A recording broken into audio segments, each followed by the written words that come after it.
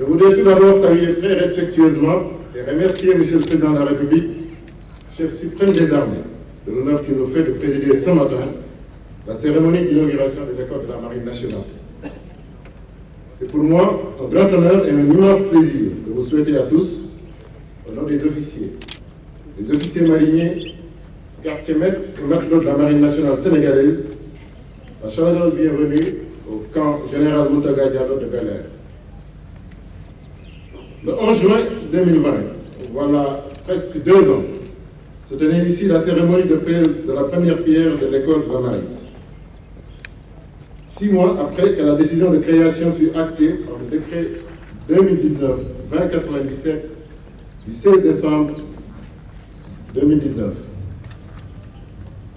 Bien qu'impactée par la situation sanitaire due à la pandémie de Covid-19, la construction de cette école a pu démarrer en septembre 2020, grâce à l'appui indéfectible des autorités de l'État qui ont validé son inscription parmi les projets prioritaires des armées, mais aussi à l'engagement spontané et sans réserve de Feu Gorangom, fondateur de Khelcom Bash.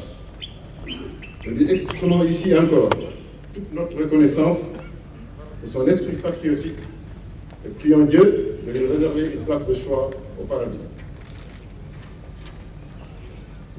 Idéalement situé sur la place d'Armes de Bel-Air, où existent déjà des infrastructures nécessaires à la formation maritime, et à proximité de la base navale de Dakar pour la soutenir, l'école couvre une superficie de 1,6 hectares avec une surface bâtie de 8184 m², pour un total de 19 ouvrages construits en 18 mois. C'est pour moi l'occasion de féliciter la direction et les équipes techniques du groupement IB Entreprise et Touba TP, constitué de jeunes ingénieurs sénégalais pour la qualité des ouvrages et l'exécution diligente des travaux. La construction de cette école marque la réalisation d'un important projet cher à la Marine nationale, dont le centre d'instruction créé en 1977 ne permet plus de satisfaire les besoins croissants en recrutement et formation, conséquence d'une évolution rapide des équipements et de sa réorganisation. En effet, le destin de notre pays est désormais fortement lié à notre faculté à profiter de manière durable des ressources importantes de la mer, tout en nous protégeant des menaces qu'elle porte. Afin de s'élever à la hauteur de ces enjeux et défis sécuritaires grandissants, la Marine nationale a entamé une transformation progressive de ses capacités depuis plus d'une décennie. Cette analyse, partagée au plus haut sommet de l'État et du commandement des armées, a motivé le lancement des grands projets d'acquisition de plateformes navales. Et des ressources importantes ont été mobilisées pour l'adaptation des infrastructures à la montée en puissance. Ces efforts soutenus de l'État constituent certes des pas importants. Cependant, ils ne peuvent se traduire en acquisition effective de capacités opérationnelles sans une mise en adéquation des ressources humaines aux exigences des plateformes et de notre environnement. Le développement du potentiel humain est en conséquence un pilier important de notre stratégie de montée en puissance.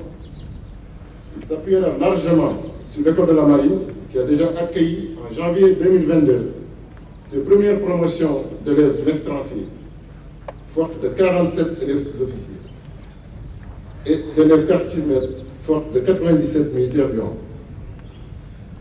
Dès septembre prochain, la première promotion d'officiers élèves rejoindra l'école. Le MAN prendra en compte alors l'ensemble des formations techniques et tactiques du personnel de la Marine. Elle a pour vocation principale de former des marins, c'est-à-dire des hommes et des femmes capables de s'adapter à l'environnement maritime et d'endurer ses contraintes, mais aussi des spécialistes du domaine technique naval capables d'opérer et de maintenir les systèmes de combat embarqués sur les navires qui seront en service à partir de 2023. Elle constitue donc l'outil principal de mise en œuvre d'une politique des ressources humaines cohérente qui permettra de résorber les déficits aussi bien au plan quantitatif que qualitatif, dans un cadre conforme à notre environnement maritime et adapté à nos besoins opérationnels et techniques. Excellence, Monsieur le Président de la République, Mesdames, Messieurs, chers invités. La valeur d'une marine vaut d'abord par la qualité de ses équipages. C'est pourquoi l'ouverture de cette école marque une étape importante dans l'ambition des autres autorités de l'État de bâtir un outil de défense crédible et moderne avec une marine professionnelle qui agit en mer pour la patrie. Je vous remercie de votre très aimable attention. On nous tue, on ne nous déshonore pas.